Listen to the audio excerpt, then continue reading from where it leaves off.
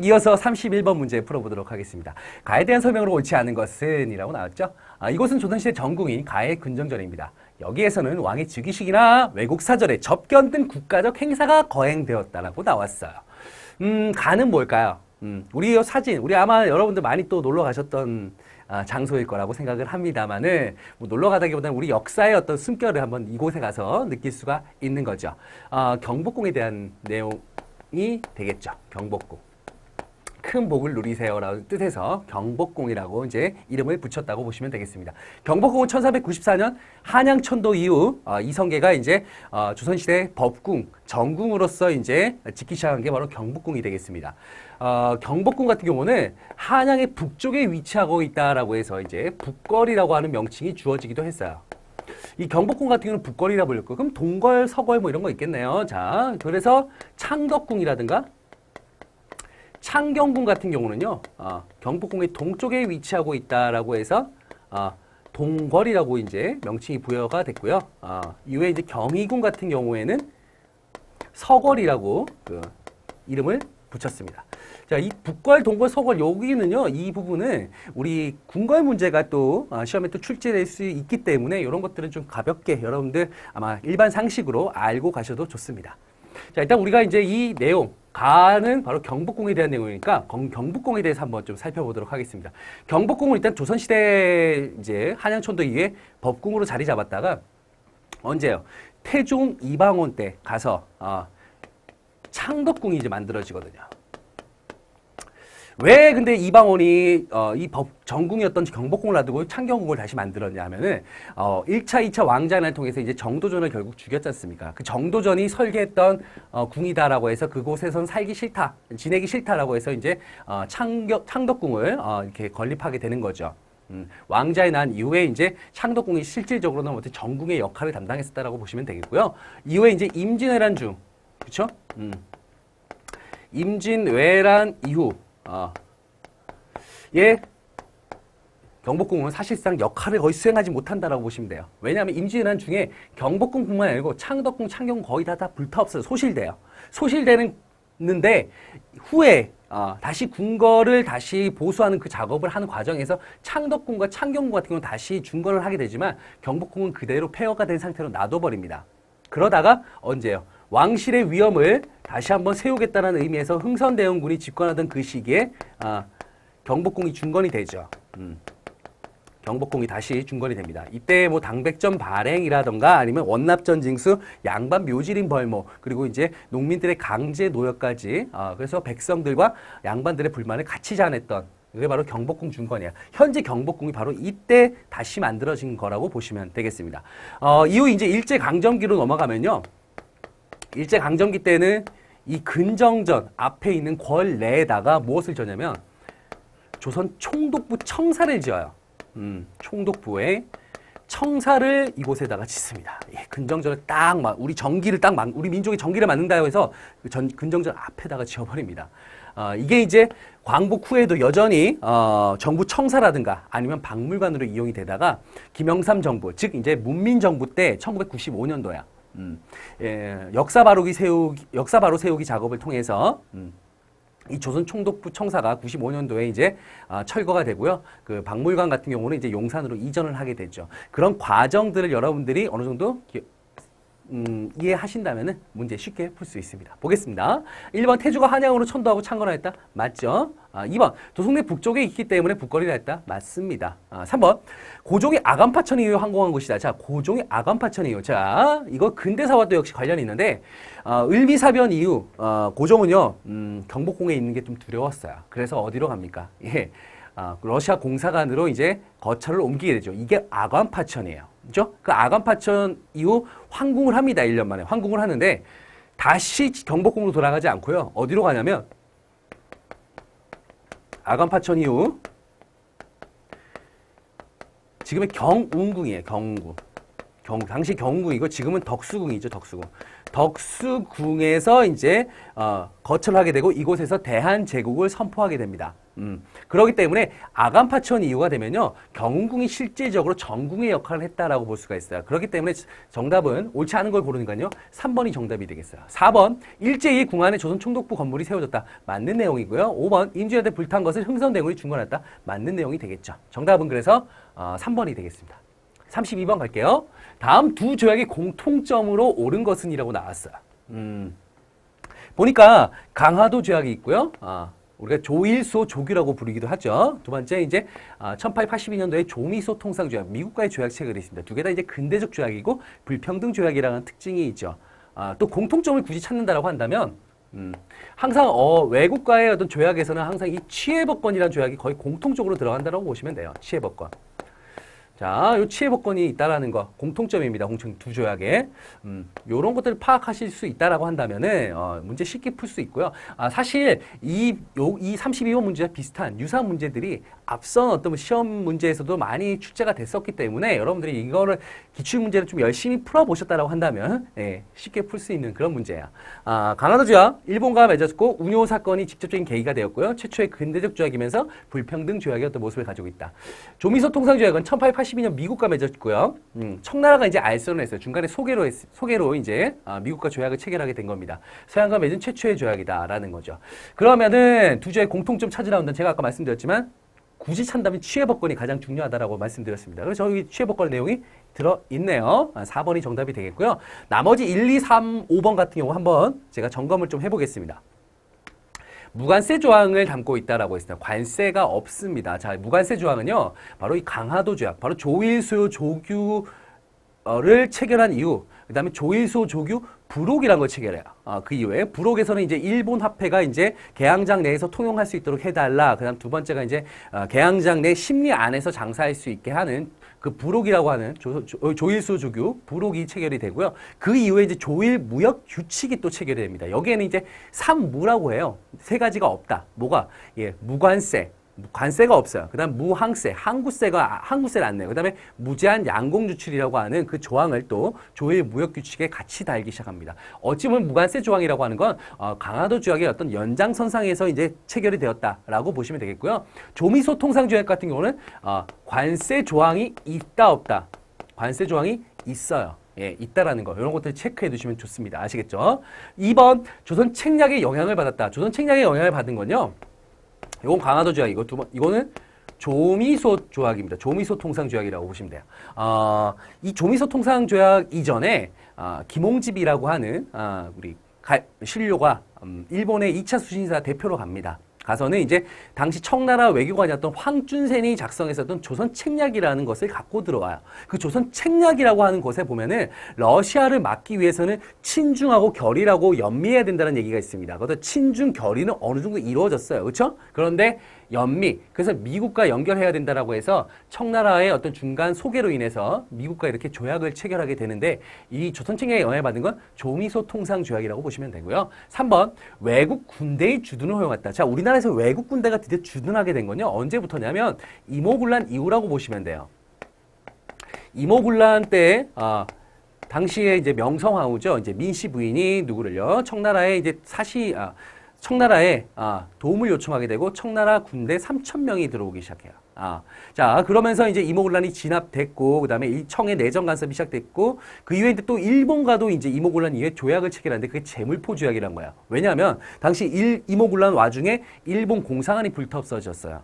그러면서 거기에 대한 배상금을 지불해달라고 하고, 그럼 우리 공사관을 지킬 수 있도록 우리가 경비병을 거기다 주둔시키겠다. 약 150명 가량을 일본 공사관 주변에 배치시킨다라는 거죠. 그렇기 때문에 외국 군대의 주둔은 허용된 건요, 이모군란 이후라고 보시면 되겠습니다. 5번요. 상대국에 대한 최애국 대우를 규정하고 있다. 이 최애국 대우 조항은 최고로 혜택을 받아야 된다는 거죠. 이 조항이 처음 들어간 건요, 조미소 통상조약 때라고 보시면 되겠습니다. 조미소 통상조약 때 최애국 대우를 규정하고 있고, 이후에 이제 영국과 독일, 그 다음에 이제 러시아, 프랑스와 조약을 체결하는 과정에서도 최애국 대우 조항은 계속 들어가고요. 일본도 이후에 이 최애국 대우 조항을 조약에다가 이제 삽입하는 그런 모습을 또 보이기도 했다라는 거. 자, 이후에 이제 아간파천 이후에 바로 이 최애국 대우 조항을 통해서 열강 이권이 엄청나게 우리나라 이 한반도를 침탈하는 그런 모습들을 또 보이고 있다는 것도 알아두시면 되겠습니다. 자, 그렇기 때문에 정답은 4번이 되겠습니다. 33번 가겠습니다. 다음 자료에 나타난 사건 이후에 있었던 사실로 옳은 것은 이라고 나왔죠. 자, 미우라 고로는 20년간 지속되어온 조선의 화근을 제거하고자 하는데 실로 이 한 번의 거사에 달려있다라고 말하고 마침내 궁궐에 들어가 왕후를 여기서 이미 키워드가 나왔습니다. 왕후를 시해하라는 뜻의 교사였다. 자객들은 여러 방을 샅샅이 조사해 마침내 조금 더 깊은 방 안에서 왕후를 찾아내고는 칼날라 베어 그 자리에서 시해했답니다. 끔찍한 사건이죠. 여러분도 잘 알고 계실 겁니다. 이거는요. 을미년도에 있었던 우리나라 명성황후 시해 사건이죠. 그게 바로 을미사변. 작전명은 당시 이제 여우사냥이라고 이렇게 하고 있습니다. 을미사변이죠. 을미사변 같은 경우는 1895년도 가보개혁 이후에 이제 을미사변이 발생합니다. 을미사변을 이제 얘기할 때는 이제 을미사변 전후에 대한 얘기들을 쭉 해야 될 텐데 그렇게 되면 너무나 이제 길게 정리할 수밖에 없기 때문에 을미사변 이후 모습을 찾는 거기 때문에 사건 이후지 않습니까? 그렇죠? 그러니까 을미사변 이후의 어떤 모습들 한번 좀 체크를 해보도록 하겠습니다. 을미사변 이후입니다. 자, 을미사변 이후에 이제 당시 이제 일본이 주도가 되어서 뭘 하냐면요, 을미개혁을 추진합니다. 을미개혁. 자, 을미개혁의 내용들 한번 간단하게 한번 살펴볼게요. 건양이라고 하는 연호를 사용했었고요. 그 다음에 이제 단발령이라는 걸 시행했죠. 그리고 태양력, 양력을 드디어 이때부터 또 사용하기 시작합니다. 거기에 또한 종두법을 시행한다. 지석영 선생이 도입을 했죠. 종두법이 이제 시행이 됐다. 중급에서는 요 정도만 체크를 해두시면 될 거야. 알겠죠? 을미개혁이 이루어졌다. 하지만 을미사변 이후 이제 자신의 부인 그렇게 처참하게 그렇게 죽음을 당하는 모습을 본 고종은 경복궁에 이제 머무르기가 너무나 힘든 거죠. 두려운 거기도 있고요. 그래서 이제 아간파천을 단행합니다. 러시아 공사관으로 처소를 옮기는 모습을 보여요. 사실 아간파천 같은 경우, 자, 우리가 이제 러시아 공사관으로 갔다라는 것은 사실 러시아 공사관이 서울 내에 있었지만, 이 러시아 공사관 같은 건 실질적으로는 취해법권 지역이기도 하거든요. 그러니까 이제 일본의 어떤 손길이 닿지 않는 곳이라고 볼 수도 있습니다. 그래서 이 아간파천 이후, 자, 우리나라 왕을 모시고 있지 않습니까? 러시아 공사관에서. 그래서 우리나라에게, 당시 조선에게 많은 것들을 요구해요. 뭐를 요구하냐? 너희들 왕을 내가 모시고 있으니까 뭐 없어? 달라고 합니다. 그래서 이제 두만강 뭐 산림체벌권이라든가 아니면 울릉도 산림체벌권 같은 많은 또 이권들을 러시아에 또 내주는 모습들도 보입니다. 그렇지만 이후에 이제 많은 또 열강들이 최애국 대우, 아까 제가 말씀드렸죠. 최애국 대우 조항이란 것을 들어서 야, 러시아한테만 주는 거야? 나도 받아야지 라고 하면서 아간파천 이거 되면 열강의 이권 침탈이 아주 극심해지는 그런 모습을 보인다라는 거, 이것도 체크를 좀 해두시면 좋을 것 같습니다. 자, 이렇게까지 해서 여러분들 정리를 하면은 어느 정도 이제 정답의 윤곽은 잡힐 수가 있죠. 몇 번입니까? 예, 단발령이 시행했다. 을미개혁이 일어났다라고 보시면 되겠고요. 나머지 것들도 한번 살펴볼게요. 나머지 것들은요, 다 이 을미사변 이전의 모습입니다. 제가 이것까지 다 설명을 해드리려고 했지만 너무나 좀 길게 갈 수 있기 때문에 제가 가볍게 한번 체크를 하나하나씩 해드리도록 하겠습니다. 텐진 조약이 체결된 건 언제일까요? 이건 1884년입니다. 갑신정변 이후죠. 1884년 갑신정변 이후 청나라와 일본 간에 맺은 조약이에요. 청과 일본 간에 맺은 조약입니다. 당시 이제 갑신정변 이후에 청나라 일본은 이 텐진 조약 체결을 통해서 한반도에서 공동으로 철수하고 만약에 한반도 유사시에는 공동으로 출병한다라는 조약을 체결하게 됩니다. 그게 바로 텐진 조약이고요. 이 텐진 조약으로 인해서 1894년도에 이제 동학농민 운동 때 당시 또 우리 조선 정부가 청나라를 불러들이고, 자, 이 조약으로 인해서 일본 군대까지 이제 함대를 끌고 인천항까지 오게 됩니다. 이러면서 이제 청일 전쟁이 발발하는 어떤 계기가 되었던 게 바로 이 텐진 조약이라고 보시면 돼요. 이건 텐진 조약은 갑신정변 이후가 되겠습니다. 그 다음에 홍범 14조가 반포됐다. 홍범 14조는요, 이건 2차 가보개혁 때예요. 2차 가보개혁 때 고종이 직접 이제 홍범 14조라고 해서 개혁의 어떤 그런 기본 방향을 제시한다라고 해서 홍범 14조를 반포를 하게 됩니다. 이건 2차 가보개혁인데, 간단하게 설명하자. 2차 가보개혁은 언제쯤이냐면요, 일본군이 청일전쟁을 발발시켜요. 청일전쟁을 이제 일으키고 그 이후에 우리나라에 이제 궁극기무처라는 걸 설치하게 한 다음에 1차 가보개혁을 단행하게 됩니다. 그 후에 이제 일본이 청일전쟁에서 승세를 잡자 일본은 일단 군국기무처를 기존의 군국기무처를 폐쇄시켜버리고 일본에 가 있었던 박용효를 끌어들여가지고 이제 김홍직과 연립내각이란 걸 만들어요. 그 이후에 이제 2차 가보개혁이 이제 실시가 되고요. 그 이유가 되면 이제 청일전쟁에서 완전히 이제 일본의 승리가 이루어지고 난 다음에 일본은 청나라의 요동반도 지역을 할양을 받습니다. 예. 엄청난 지금 전쟁의 성과를 얻게 된 거죠. 여기에 이제 요동반도를 항상 호시탐탐 노리고 있던 러시아가 왜 니들이 그 청나라의 요동반도를 가져가는데? 라고 하면서 프랑스와 독일을 끌어들여서 러프독의 삼국 간섭이 이루어집니다. 일본에 대한 간섭이 이루어지고 일본은 결국은 이 요동반도를 다시 청나라에 반환하는 모습을 보이죠. 자, 일단 처음에 청일전쟁에서 이제 일본이 승리를 했어요. 아, 일본이 세구나. 그런데 삼국간섭을 통해서 러시아가 일본을 압박하니까 일본이 거기서 깨갱거려요. 러시아가 세구나. 자, 이런 어떤 계속해서 어떤 권력의 어떤 관계가 계속 바뀌는 상황에서 일본은 이 만회를 할 필요가 있고 반전을 꾀할 필요가 있어요. 그 반전을 꾀하고자 했던 게 바로 이 을미사변이라고 보시면 돼요. 아시겠죠? 예. 군국기무처가 설치됐다. 이거는 1차 가보개혁 때죠. 1차 가보개혁 때. 1차 가보개혁 때 모습이고요. 청일전쟁이 발발하게 된 건 이제 1차 가보개혁 바로 직전이라고 볼 수가 있다라는 겁니다. 자, 그렇기 때문에 사건 이유가 되는 거니까요. 1번이 정답이 되겠습니다. 34번 가겠습니다. 학생들이 이야기하고 있는 근대 시설로 옳은 것은 이라고 나왔죠. 이런 문제들은요, 사실 어떻게 보면 1점짜리, 진짜 주는 문제예요. 예, 보겠습니다.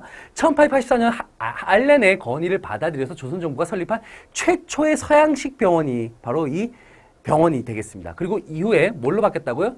제중원으로 명칭이 바뀌었다고요. 여러분들이 근대 문화에 대한 어떤 부분들을 조금이나마 공부를 하셨다고 한다면 이 문제는 쉽게 풀이하실 수 있습니다. 어느 병원일까요? 병원의 명칭은요, 바로 광해원, 넓은 은혜를 받았다라고 해서 이제 광해원이었다가 이제 이후에 바로 제중원으로 이제 명칭이 변경되었다라고 보시면 되겠습니다. 여기서 이제 핵심 키워드는 알렌이죠. 그 다음에 이제 최초의 서양식 병원이라는 거, 이런 것들을 통해서 우리는 이 광해원이라는 걸 어느 정도 유추해낼 수 있다는 거. 쉽죠? 네.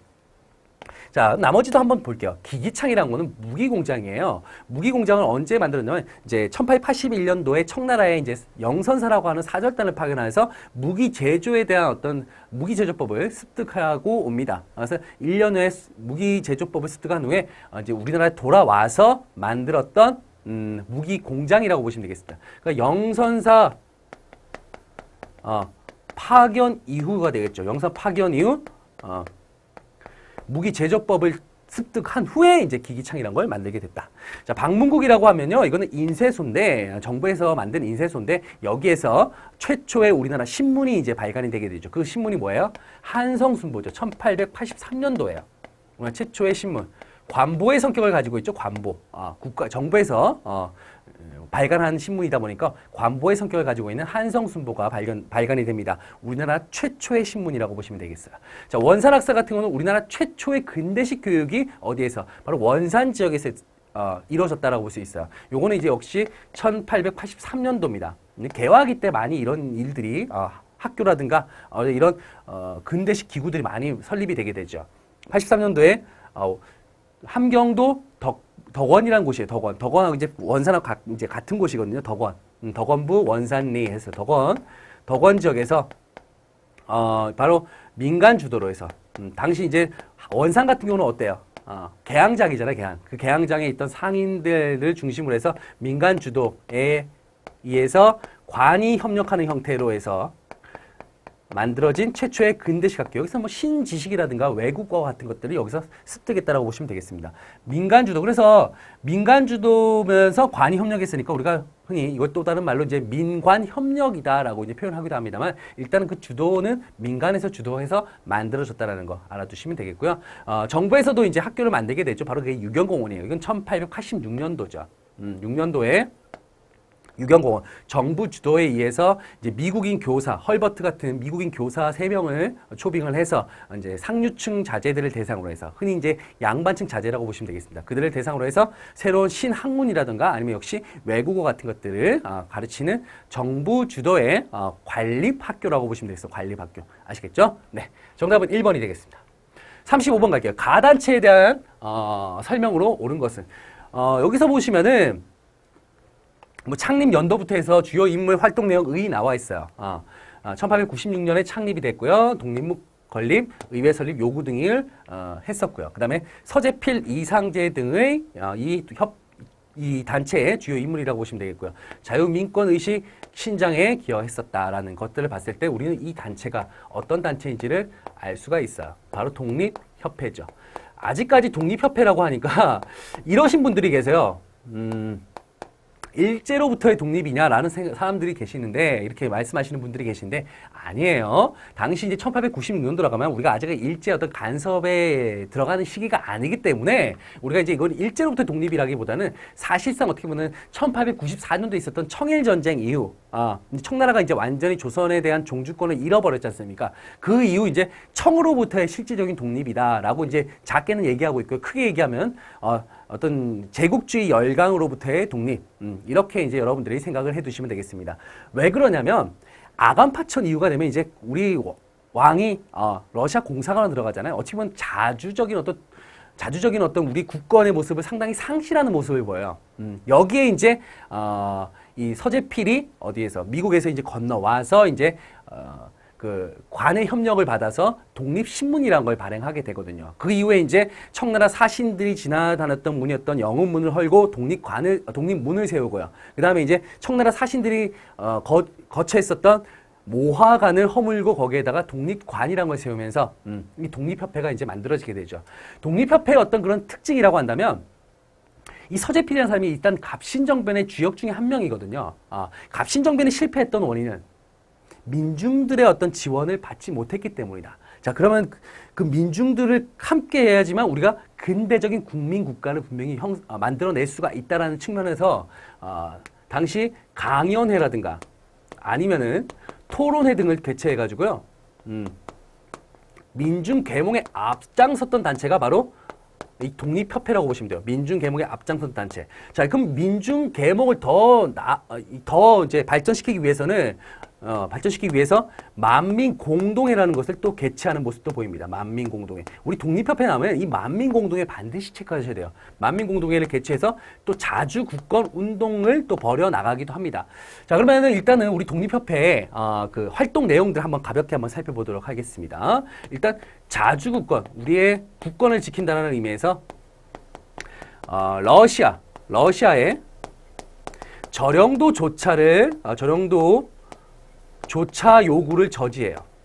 요구를 저지하는 모습. 그리고 이제 뭐 한러은행 합작은행이죠. 한러은행을 또 폐쇄시키는 데 또 앞장섰던 게 바로 이 독립협회라고 보시면 되겠습니다. 뭐 저령도 조차는 같은 경우는요, 이제 러시아가 저령도, 우리 부산 쪽에 있는 영도가 있어요. 현재는 영도인데 그 영도 지역에다가 이제 석탄 저장고를 이제 여기다 설치한다고 하니까 이제 독립협회에서 규탄대를 연 거죠. 규탄대를 열어서 이제 그걸 저지시켰다라고 보시면 되겠고요. 또 자유민권 사상을 또 볼 수가 있습니다. 자유민권. 예, 민권이라고 보겠습니다. 뭐 여기에서는 뭐 일단 우리 신체 자유를 허용한다. 그다음 허용하자. 그다음에 이제 참정권 운동. 우리도 일반 민중들도 정치에 참여할 수 있는 권리를 참정권 운동입니다. 정치 참여할 수 있게 해달라는 거고요. 그다음에 이제 자주국권, 자유민권, 그다음에 자강개혁이죠. 이게 꼭 뭐 이때 당시 뭐 명칭을 붙이기보다는 이후에 이제 이렇게 이제 따로따로 분류해서 이제 본 거라고 보시면 돼요. 자강개혁에서는 이제 뭡니까? 관민공동회, 만민공동회에서 이제 관료들까지 이제 합류하는 관민공동회가 이제 개최가 되고요. 이를 통해서 헌의 6조가 이제 발의가 됩니다. 헌의 6조가 발의가 되고 이제 입헌 군주제를 위한 의회 설립 운동이 본격적으로 추진됐다라고 보시면 돼요. 의회 설립 운동이 추진이 되었다. 하지만 보수 세력들의 어떤 반대가 있었죠. 왜? 보수 세력들은 이들의 어떤 한 좀 급진적인 어떤 그런 개혁 정치에 대해서 상당히 좀 반감을 가지고 있었고요. 결론적으로 얘기하면 보수 세력들이 이제 왕에게 익명서를 보내죠. 고종에게 익명서를 보내요. 뭐라고 하냐면 지금 이들이 주장하는 거는 입헌군주제고 의회 설립하는 것이지만 실질적으로는 공화정을 만들려고 하는 것이다. 공화정은요 왕이 없습니다. 당신을 결국은 내칠 거라는 거죠. 라는 어떤 익명서를 보내고 고종이 거기에 이제 뚜껑이 열리게 되는 거죠. 그러면서 이제 보부상 단체, 보부상으로 이제 세력을 이루었었던 한국협회라든가 아니면 군대를 동원해서 이제 창립 3년 만에 이제 해체가 되는 그런 모습을 보인다. 그게 바로 독립협회의 모습이죠. 요거는 이제 여러분들 지금 제가 말씀드린 내용만 공부를 하시면은 이 독립협회에 어떤 문제가 나와도 여러분들은 풀이하실 수가 있고 맞출 수 있어요. 자, 보겠습니다. 1번. 만민공동에 개최했다. 정답이네요. 맞죠? 네. 2번 볼게요. 신흥무관학교를 설립하였다. 이건 신민회에 대한 설명이에요. 신민회. 3번 28 독립선언서를 발표했다. 이거는 도쿄 유학생들을 중심으로 해서 28 독립선언서를 낭독하게 되고 이게 결국 3.1운동에 영향을 끼치게 되었다라는 거 알고 계실 거예요. 4번 파리강화에 김규식을 파견하였다. 이거는 이제 임시정부에 대한 내용이라고 보시면 되겠습니다. 임시정부. 사실 김규식이라는 사람은요 원래 신한청년단 소속이었다가 이제 파리강화에 돌아왔을 때는 이제 임시정부 소속으로 이제 소속이 바뀌어버려요. 그러다 보니까 이제 이 파리강화에 김규식 파견은 이제 또 임시정부의 하나의 또 활약이라고 또 볼 수가 있는 거고요. 5번, 일본의 황무지 개간권 요구를 철회시켰다. 자, 일본의 황무지 개간권 철회 운동을 펼쳤던 단체가 바로 보안회. 대표적인 애국계몽 단체라고 볼 수가 있죠. 보안회가 되겠죠. 정답은 그래서 1번이 되겠습니다. 36번 가겠습니다. 다음 의병에 대한 설명으로 옳은 것은 이라고 나왔죠. 이 의병은 어떤 의병일까요? 일단 계기는 고종의 강제 퇴위와 군대 해산이 되겠고요. 의병장 이인영 허위. 특징은 해산된 군이 합류해요. 자, 해산된 이 정규 군대가 여기에 합류하게 되죠. 그래서 전투력이 향상되었고 의병 전쟁화가 이루어졌다라고 이제 얘기하고 있습니다. 그다음에 국제법상 교전단체로 인정할 것을 각국 공사 간에 요구하는 그런 모습들도 보이고 있죠. 우리가 이제 의병투쟁이라 한다면 흔히 이제 크게는 세 개로 이제 여러분들이 좀 구분하실 수가 있어요. 을미사변, 그 다음에 단발령 이후에 있었던 을미의병이 있었고요. 그 다음에 을사늑약 체결 이후에 을사의병이 있었고요. 그 다음에 고종의 강제퇴위 이후에 이제 정미의병. 크게 이제 세 개로 이제 분류할 수가 있는데 요게 바로 이제 정미의병, 1907년도에 있었던 정미의병에 대한 내용입니다. 정미의병이 시험 문제에 많이 출제가 되고 있어요. 약간 좀 독특한 부분들이 좀 있고 특징적인 부분들이 다른 의병 투쟁보다는 좀 있기 때문에 이 정미의병이 시험에는 출제가 자주 되고 있다는 거 그렇게 봐두시면 되겠고요. 정미의병에 대한 내용들 가볍게 한번 체크를 할게요. 없는 내용만 한번 보겠습니다.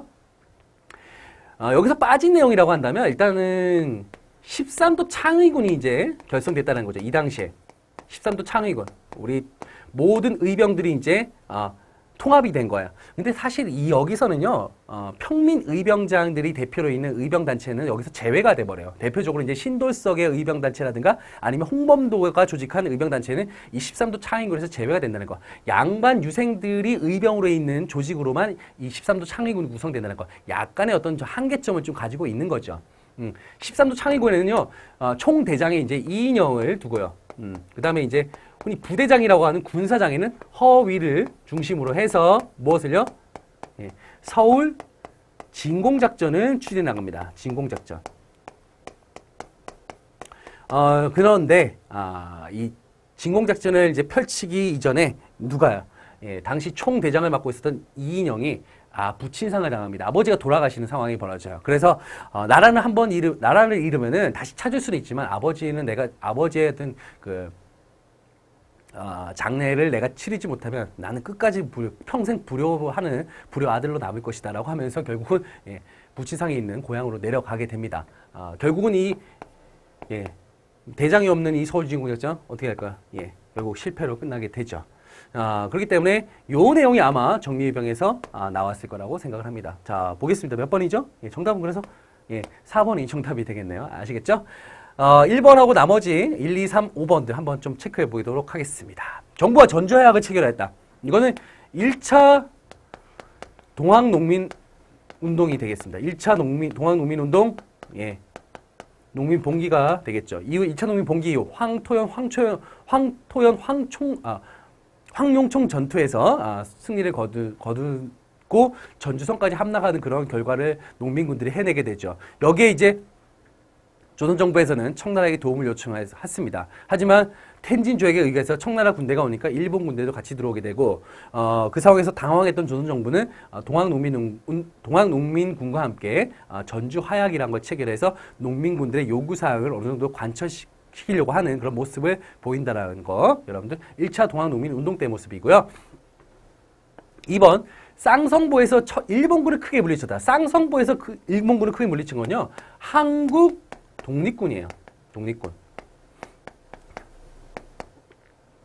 1930년대 초 일제가 만주 지역을 치면서 만주 사변을 일으킵니다. 여기 이제 그동안 우리 독립군들을 심정적으로 응원하고 있었던 이 중국이 드디어 이제 하나의 또 항일 무장단체를 꾸려나가기 시작하고요. 이 쌍성보 대전자령 전투에서는 이제 한국 독립군과 함께 한중연합군의 형태로 이제 일본군과 또 맞서 싸우는 그런 모습들을 보이죠. 이 한국 독립군 같은 경우는 누가? 네, 지청천 장군이 지휘했었다라는 거 기억하시면 되겠습니다. 3번 동양척시 주식회사에 폭탄을 투척했다. 동양척시 주식회사 폭탄 투척은요. 의열단 소속의 누가요? 김원봉입니다. 김원봉이 아니지. 의열단 단장이고요. 예, 김원봉은요. 나석주 되죠. 단원이었던 나석주. 주당한 동양척식회사 폭탄 투척, 그리고 이제 식산은행 폭탄 투척 있죠. 뭐 나석주 이외에도 이제 김상옥 같은 경우는 이제 종로경찰서 폭탄 투척 있고요. 김익상 같은 경우는 이제 조선 총독부 폭탄 투척 등 또 이런 단원들의 또 활약을 통해서 의열단의 어떤 또 활동 내용들도 여러분들 좀 기억을 해두시면 좋습니다. 5번 해외 동포의 독립공채를 발행하여 자금을 마련하였다. 독립공채, 우리가 독립공채라고 하기도 하고요. 뭐 애국공채다 이런 표현을 씁니다. 나라를 사랑하는 마음이 있으면 너희들 일단 이거 사. 한마디로 국가에서 이제 발행하는 주식, 정부에서 발행하는 주식 같은 거예요. 지금은 우리나라가 이렇게 지금 식민지 지배 상황에 있지만 나중에 독립하게 되면 그 값어치는 분명히 올라갈 거야. 일단 사도. 그래서 이제 이런 식으로 해서 자금을 또 마련하는 상황을 또 마련하게 되죠. 네, 이게 바로 이제 임시 정부의 활약상이라고 보시면 되겠습니다. 그래서 36번 정답은요. 4번이 되겠습니다. 37번이에요. 밑줄근 이 운동에 대한 설명으로 옳은 것은 이라고 나왔죠. 학생운동, 학생 독립운동 기념일을 11월 3일로 정한 이유에 대해서 알려주세요. 1929년 11월 3일 광주에서 일어난 이 운동은 기념하기 위해서입니다. 라고 나왔죠. 여기에서 이제 키워드들 좀 찾아보시면 돼요. 11월 3일 같은 경우가 지금으로도 지금 정해져 있는 게 학생의 날이에요. 여러분 잘 모르시죠? 바로 이제 이 광주에서 있었던 이 학생 독립운동을 기념하기 위해서 이제 학생의 날로 지금 이제 지정되고 있는데 실적으로는 이제 행사 같은 건 별로 이루어지지는 않고 있죠. 왜 그러냐면 또 이게 행사 또 하면 학생들이 또 요구사항이 많아지면 또 이거 감당하기 힘든 경우가 생길 수도 있기 때문에 일단 학생의 날로 정해졌지만 뭐 딱히 뭐 행사 같은 건 지금 현재 없습니다. 근데 그 학생의 날에 정해진 배경에는 바로 이 광주에서 있었던 학생 독립 운동이 발단이 되었고 배경이 되었다라는 거예요. 자, 여기서 이제 키워드 광주에서 있었던 학생 독립 운동, 그렇죠? 그리고 이제 당시 1929년이니까 바로 일제 강점기죠. 무슨 운동일까요? 광주 5.18 민주화운동 이렇게 하면 안 돼요. 예, 광주 학생 항일운동입니다. 광주 학생 항일운동 1929년도에 있었던 학생들 중심으로 한 독립운동이라고 볼 수가 있죠. 연도는 뭐 잘 옆에 있죠? 1929년도. 광주 학생 항일운동이 이제 벌어지게 된 배경에는요, 상당히 우발적이에요. 예, 계획적이라기보다는 상당히 우발적인 어떤 사건으로 인해서 이 운동이 펼쳐졌다라고 볼 수가 있습니다. 이 사건은 일단 처음에 이제 그 열차 사건, 그렇죠? 통합 열차에서 있었던 일본인 학생과 한국인 학생들 간의 어떤 패싸움에서 시작된 거야. 그때 일본인 학생이 우리나라 여학생의 댕기머리를 잡아당기면서 여기에서 이제 남학생들끼리 이제 부딪힌 거죠. 거기에서 이제 일본인 경찰이 우리 한국 학생들에 대해서 차별 수사를 하기 시작하는 거죠. 일본인 학생하고 같이 싸웠는데 일본인 학생은 집에 돌려보내고 우리 당시 한국 학생들만 이제 조사를 하기 시작하는 거예요. 여기에 이제 학부 학생들이 발끈하게 된 거죠. 발끈하게 되면서 처음에는 이제 광주에서 시작됐던 게 나중에는 나주라든가 목포까지 이제 이어지고요. 이게 전국적으로 이제 또 확산되는 모습을 보입니다. 전국적으로. 전국적으로 확산되는 과정에서 확산되면서 그래서 이 광주 학생 항일 운동을 3.1운동 이래 최대의 민족 운동이다라고 얘기하기도 합니다. 이 차별수사 과정에서 이제 학생들이 이제 동맹 휴학을 한다던가 아니면은 과도 시위를 벌인다던가 이런 또 어떤 식민 정책에 대해서 식민 교육 정책에 대해서 이제 맞서는 그런 또 모습들을 보이고 있습니다. 여기에 이제 당시 민족 유일당 운동의 결과로 이제 만들어진 신간회가 있죠. 신간회. 잘 알고 계시죠? 신간회. 1927년도 조직되었다. 이 신간회 같은 경우는 이제 비타협적 민족주의자들과 사회주의자들이 이제 통합을 해서 만들어진 단체가 바로 이 신간회인데 이 신간회에서 이제 광주 학생 항일 운동에 진상조사단을 파견하죠. 진상조사단을 파견하고 이 민중대까지 개최하기 이릅니다. 민중대회도 개최하는 모습을 보이고 있어요. 하지만 이제 결국은 일제 탄압으로 인해서 결국은 이것도 이제 진압이 되는 모습을 보입니다. 그러나 학생들은 식민지 교육 철폐라는 어떤 그런 명분 아래 계속적으로 가두시기라든가 동맹 휴학을 했다라는 거, 이런 거 기억해 두시면 좋습니다. 아시겠죠? 이 운동과 관련된 설명, 옳은 것을 찾으면은 여러분들 4번이라는 거 어느 정도 유추해낼 수가 있고요. 나머지 것도 한번 볼게요. 조선 형평사의 주도로 전개되었다라고 합니다. 조선 형평사의 주도로 전개됐다. 이건 형평운동이에요. 당시 이제 백정들의 신분 차별 철폐 운동이라고 보시면 돼요. 백정이라고 한다면 우리가 천민인데 1894년 갑오개혁 이후 이제 신분제는 법적으로 폐지가 됐음에도 불구하고 일제 강점기까지 이 백정이라고 하는 이 직업 때문에 이제 상당히 차별을 많이 받습니다. 그 자식 때까지 차별을 받기 시작해요. 그래서 이제 이 백정들이 모여서 진주, 지금 경남에 있는 진주에서 조선 형평사라는 조직을 만들고 형평운동을 전개해 나가면서 백정에 대한 차별 폐지를 주장하는 그런 운동을 펼쳐나간다는 거죠. 2번, 고종의 인산일을 계기로 났다. 고종의 인산일, 바로 장래일이에요. 이건 뭐죠? 3.1운동이 되겠습니다. 3.1운동. 자, 그럼 순종의 인산일을 계기로 해서 일어난 건요? 60만세 운동이 되겠죠. 네, 그쵸? 3번, 중국의 오사운동에 영향을 끼쳤다. 뭐 중국의 오사운동, 그 다음에 이제 인도의 비폭력 불복종 운동, 이러한 어떤 약소 민족 국가의 어떤 그런 운동에도 영향을 끼치게 되는 게 어떤 운동이냐? 바로 3.1 운동이 되겠고요. 5번, 일제가 문화 통치를 실시하는 배경이었다. 일제가 무단 통치에서 문화 통치로 변경시키는 결과를 초래한 거 역시 3.1 운동이 되겠습니다. 자, 그래서 37번 정답은요, 4번이 될게요.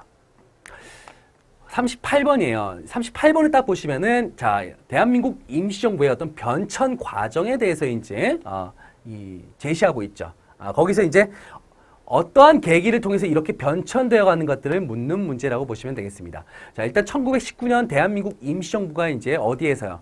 상하이에서 이제 수립이 됐죠. 연해주에 있던 대한국민의회, 그 다음에 서울에 상징적으로 있었던 한성정부, 그 다음에 상해에 있었던 임시정부가 통합이 됐고, 삼권 분립과 공화정에 의해서 이제 대통령의 이승만, 그 다음에 총리의 이동희를 이렇게 임명하게 됩니다. 이러면서 이제 연통제라든가 비밀 행정망이죠. 연통제. 그 다음에 교통국을 통해서 군자금을 모금하게 되죠. 군자금을 모금하게 됩니다. 뭐 이외에도 이제 앞에서 제가 언급했지만 애국공채, 독립공채라고 하는 애국공채를 또 발행하는 모습도 보이고 있습니다. 또한 이외에도 뭐 독립신문, 그쵸? 당시 상해라고 하는 곳에서 이제 이 대한민국 임시정부가 수립됐다 보니까 그 지역의 사람들에게 우리의 독립에 대한 어떤 그런 의지를 보여주기 위해서 순 한자로 만들었던 독립신문을 발간하게 되죠. 이건요, 앞에서 이제 우리 독립협회와 관련이 있는 독립신문과는 달라요. 그 앞에 있어도 독립협회 독립신문은 실제로 순 한글이죠. 순 한글. 그렇죠. 일반 민중들도 볼 수 있도록 한글로 제작되는 거라면 이때는 이제 중국인들에게 이제 우리의 독립 의지를 보여주기 위해서 순 한자로 이제 이렇게 발간이 되었다라는 거. 이게 약간 다른 점이라고 보시면 되겠고요. 뭐 사료 편찬소를 또 설치해서 한일 관계 사료집을 만듭니다. 자, 그 한일 관계 사료집을 만든 이유는 국제연맹 같은 그런 국제기구에다가 우리 독립 의지를 또 보여주기 위해서 이제 또 그런 것들을 편찬하기도 했다라고 보시면 되겠어요. 자, 이런 식으로 이제 독립운동이 이제 대한민국 임시정부를 통해서 어떤 그 독립운동의 같은 90점을 찾아가고 있었는데, 뜬금없는 사건이 하나 발생하게 되죠. 자, 이승만. 당시 이제 임시정부의 어떤 실적인 대통령이라고 볼 수 있어요. 실질적인 대통령보다는 대통령으로 임명된 사람이에요. 물론 상해에는 한 번 온 적이 없었지만 그 당시 이제 미국에서 주로 활동을 했었죠. 이제 구미위원부라는 걸 설치해서 그곳에서 또 이제 외교적으로 이제 독립운동을 펼쳐 나갔었는데 문제가 된 건요. 이승만이 당시 이제 국제연합, 유엔이 만들어지기 이전에 전신이었던 국제연맹에다가 위인 통치권을 주려고 해요. 그 일제 통치를 받는 것보다 차라리 국제연맹의 통치를 받는 게 낫다 해서 위인 통치권을 국제연맹에 이제 넘겨주려고 하니까 여기에 이제 독립운동가들이 이제 빨끈하기 시작한 거죠. 일본한테 지금 이제 일제에게 지금 이제 이렇게 우리가 독립을 하기 위해서 이렇게 지금 노력하고 있는데 이게 웬 막말이냐. 다시 한번 제2의 식민, 우리를 지배해달라니. 우리를 지배하는, 국제연맹에다 우리나라를 맡기려고 한다니 이거는 있을 수가 없는 일이다 해서 이승만은 결국 어떻게 합니까? 탄핵을 하게 되고요. 이 독립운동 방향에 대해서 이후에 이제 독립운동 방향에 대해서 새롭게 뭔가를 찾고자 국민대표회의라는 걸 개최하게 돼요. 이게 1923년도죠. 국민대표회의가 이제 있을 쯤에는요, 이미 이제 일제의 어떤 방해로 인해서 이제 연통제도는 교통국 자체가 이제 많이 좀 붕괴가 되는 모습들 보이고 있고요. 그리고 이제, 이 독립운동가들의 어떤 그런 사상, 민족주의냐, 사회주의냐, 이런 사상 자체가 좀 틀린 거겠죠. 사상이 틀리다 보니까 어떤 독립운동의 방향도 좀 많이 틀리기 시작해요. 외교 독립론이냐, 아니면 무장투쟁론이냐, 이런 것들의 차이가 계속적으로 이제 반복되다 보니까 국민대표에서 그러면은 우리 임시정부 이거 어떻게 할 것인가? 일부만 좀 개혁을 해서 뜯어고치면 된다? 아니다. 완전히 새롭게 다시 뒤엎어버리고 새롭게 만들자라고 창조파, 이렇게 나누어지게 돼요. 결국은 여기서 합의점을 도달하지 못하고 결국은 각자의 길로 이제 헤어지게 되고요. 여기 이제 이 임시정부를 그대로 계속해서 유지하고자 했던 김구 같은 몇몇의 이제 독립투사들이 이제 이 임시정부를 꾸려 나간다라는 거죠.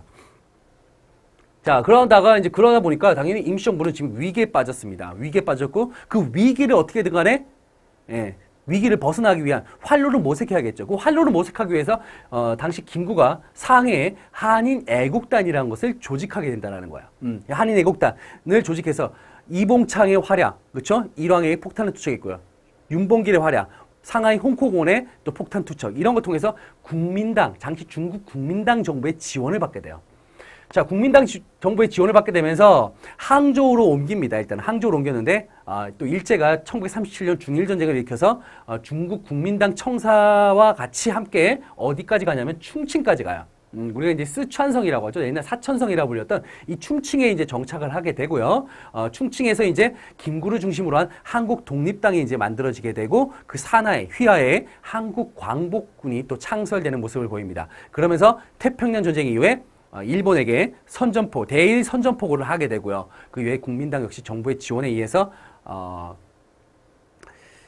국내 진공작전을 또 펼쳐나갈 수 있는 또 기회가 마련되기도 했다라는 거. 이런 것들 과정들이 다 있거든요. 그런 것들을 여러분들이 어느 정도 흐름을 좀 기억하신다면 쉽게 또 이렇게 풀이하실 수 있는 문제인데 조금은 어떻게 보면은 중국에서는 조금 어려운 문제일 수도 있습니다. 한번 저와 함께 보겠습니다. 기억, 한국광복군이 창설됐다. 한국광복군이 창설된 건요, 바로 이 충칭 정착 이후라고 보시면 되겠죠. 그렇기 때문에 기억은 아니고요. 니은 국민대표회의가 개최되었다. 말씀드렸죠?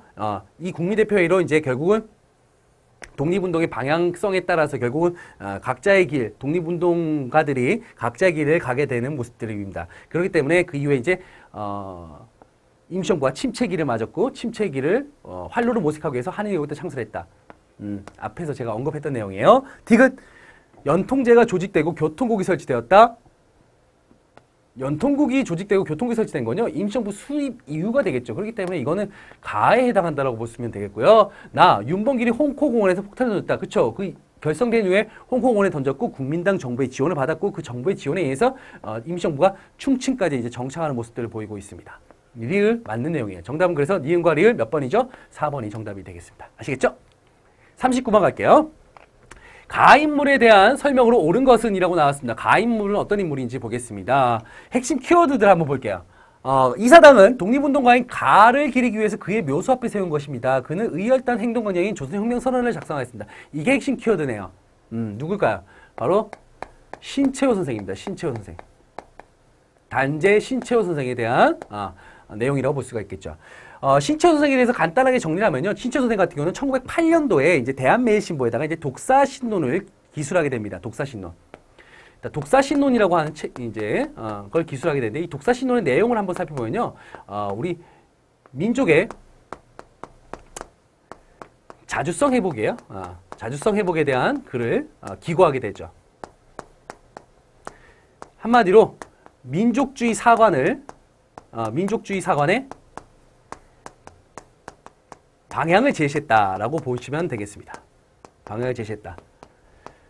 그리고 이제 일제강점기가 되면은 일제강점기 이후에는 계속적으로 이제 고대사 연구에 심혈을 기울이게 됩니다. 고대사 연구에 심혈을 기울이시게 되고요.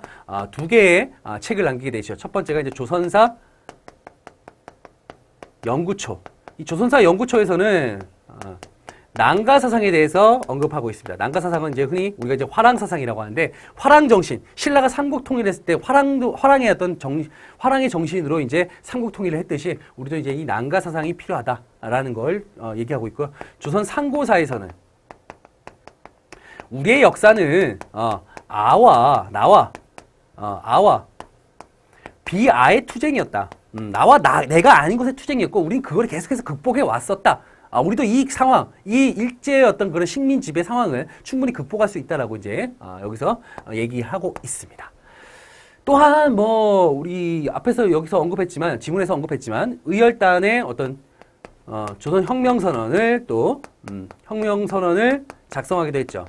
이거는 이제 의열 단장이었었던 김원봉이 직접 이제 신채호 선생을 찾아와서 우리의 활동 강령, 활동 지침 사항에 대해서 한 번씩 써주십시오라고 하면서 이제 신채호 선생이 여기에 대해서 이제 글을 쓰게 된 거죠. 여기에 대한 내용은요, 민중의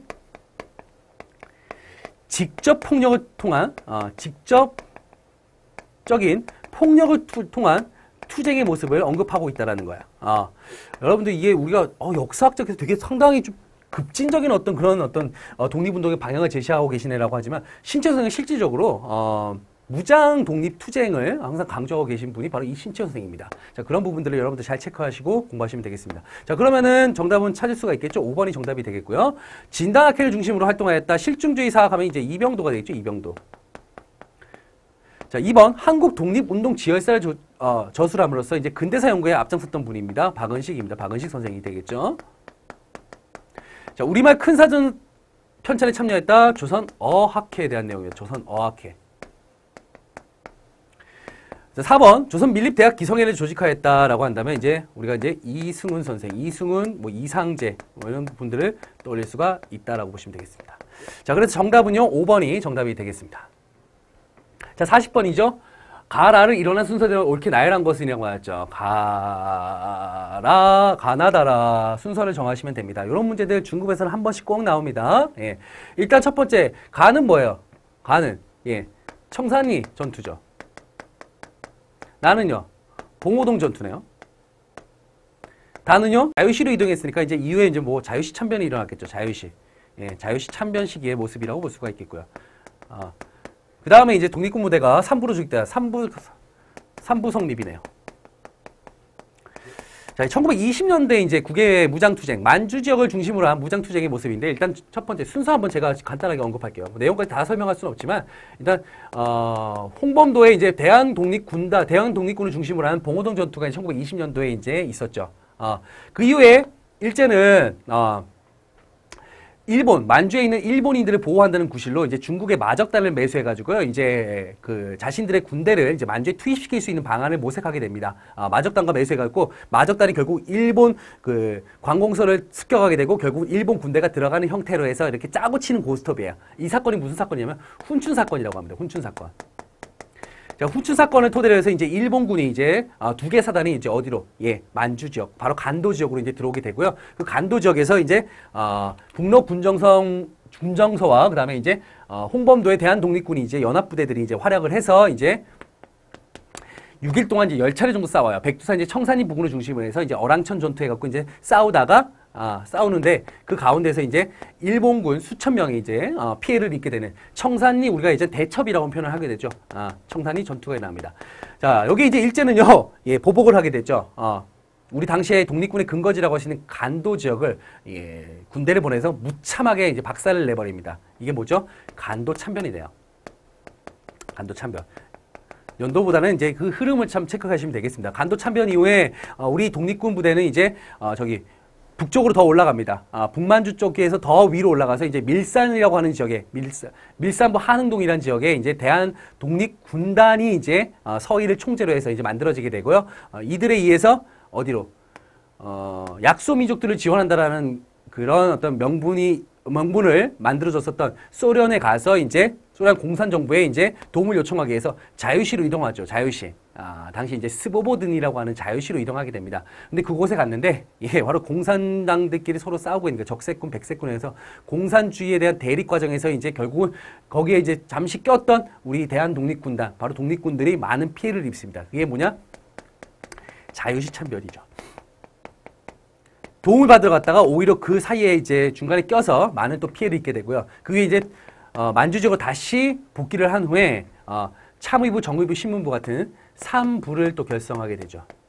이 3부 같은 경우는 어떤 역할을 담당했냐면 당시에 그 지역의 민정기관이기도 했지만 또 군정기관의 역할을 동시에 수행했다라고 볼 수가 있습니다.